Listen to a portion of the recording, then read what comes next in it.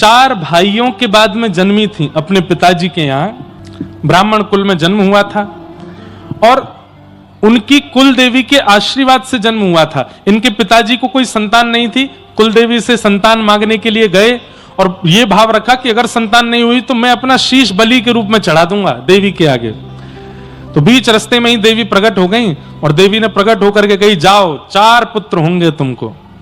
तो इनके पिताजी, करमेती बाई के पिताजी रोने लगे, बोले मां आपने 4 पुत्रों का वरदान तो दिया, लेकिन मेरे मन में इच्छा है कि एक पुत्री और हो। तब देवी मां बोली, मैंने पहली बार ऐसा व्यक्ति देखा है जो पुत्री मांग रहा है, नहीं तो लोग पुत्र ही मांगते हैं, तुमको पुत्री की इच्छा क्यों है? तब इनके पिताजी ने कहा कि पुत्र होने से तो यह पता चलता है कि हम माता पिता हैं, लेकिन पुत्री होने से यह पता चलता है कि हमारा जीवन किसी के लिए है, हमारा जीवन भी एक श्रेष्ठता के लिए है, हमारे जीवन में भी एक बहुत बड़े दान पुण्य का अवसर आएगा इसके दान के लिए, इसलिए आप एक पुत्री प्रदान कर। तो देवी इतनी प्रसन्न हो गई, उन्होंने कहा विद्वान, संपत्तिवान, यौवनवान पुत्र होंगे तुम्हारे, लेकिन भक्ति का वरदान मैं तुम्हारी बेटी को दूंगी। तुम्हारी भक्ति, तुम्हारी बेटी ऐसी भक्त बनेगी कि उसका चरित्र कथाओं में सुनाया जाएगा, मंच से कहा जाएगा। और तब उन्हीं ब्राह्मण के घर में 4 पुत्र हुए। 4 पुत्रों के बाद देवी की कृपा से, कुल देवी की कृपा से कृष्ण भक्त श्री करमेती बाई जी का जन्म हुआ, जिनका चरित्र नाभाजी ने भक्तमाल जी में भी गाया और भी कई संतों ने गाया।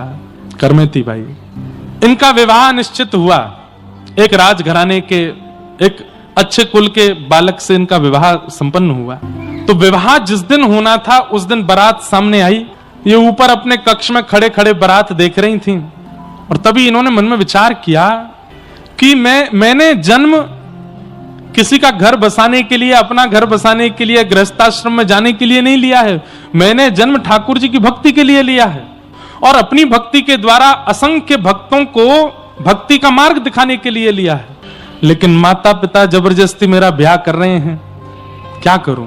तो द्वार पर बारात आ गई थी और करमेती बाई उसी समय घर छोड़ के चली गई। ये नहीं पता था जाना कहां है, बस इनको ये पता था कि मेरे घर से उत्तर की दिशा में, मेरे घर से उत्तर की दिशा में वृंदावन है। ये नहीं पता था वृंदावन का रास्ता कहां है, कहां से मुड़ना, कैसे, बस उत्तर दिशा की ओर चल पड़ी करमेती बाई। द्वार पर बारात खड़ी थी, माता पिता दुल्हा का सत्कार कर रहे थे और बहू बेटी घर से चली गई। विवाह नहीं हो पाया, पूरे नगर में ढूंढा, पुत्री नहीं मिली। तब इनके दुखित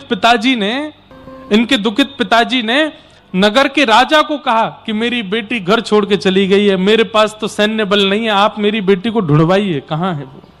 तब राजा ने अपनी सेना लगा दी, बोले ढूंढ के लाओ, कहां गई है ब्राह्मण देवता की पुत्री?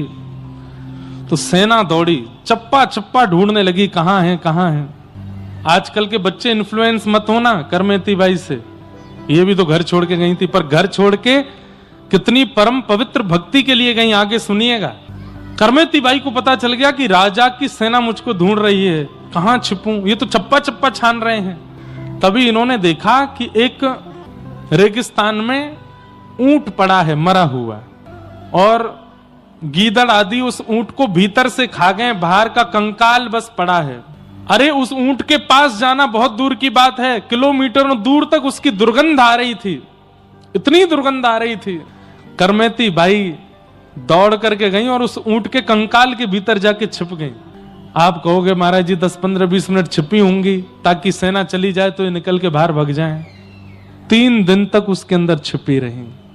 प्रसंग आता है कि करमेती बाई जब वृंदावन पहुंच गई और फिर कालांतर में प्रसिद्ध हो गई, संत जन इनका सत्संग सुनने के लिए जब आते थे, तब एक संत ने इनसे प्रश्न किया कि बाई साहब, हमने सुना है कि जब आप राजस्थान से वृंदावन आई थी तो सेना से बचने के लिए आपने ऊंट के कंकाल में 3 दिन निवास किया।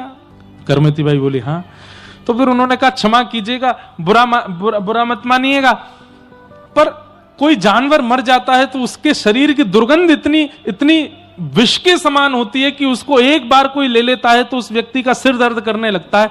आप 3 दिन उस दुर्गंध युक्त ऊंट के पेट में कैसे बैठ गई? करमेती बाई बोली 2 बात। पहली बात, जिसके चित्त में प्रेम लक्षणा भक्ति जागृत हो जाती है ना, उसको फिर परिस्थिति से फर्क नहीं पड़ता। जिसके चित्त में प्रेम बढ़ चढ़ के बोलने लगता है कृष्ण भक्ति का, वृंदावन भक्ति का, और प्रेमी व्यक्ति को फिर परिस्थिति से फर्क नहीं पड़ता, वो प्रेम को प्रायोरिटी देता है। मेरे लिए वृंदावन पहुंचना जरूरी था, मेरे लिए कृष्ण की चरणार बिंदों की प्राप्ति जरूरी थी, मेरा मन बुद्धि चित्त सब कुछ कृष्ण का स्मरण और वृंदावन का स्मरण कर रहा था, इसलिए वो दुर्गंध मेरा कुछ बिगाड़ ना पाई। और दूसरी बात जो कही वो तो लाजवाब। करमेती बाई कहती हैं, भैया इससे भी ज्यादा दुर्गंध युक्त मलमूत्र से भरा हुआ मां का पेट होता है, जब हम उसमें 9 महीने गुजार सकते हैं तो कृष्ण की प्राप्ति के लिए 3 महीने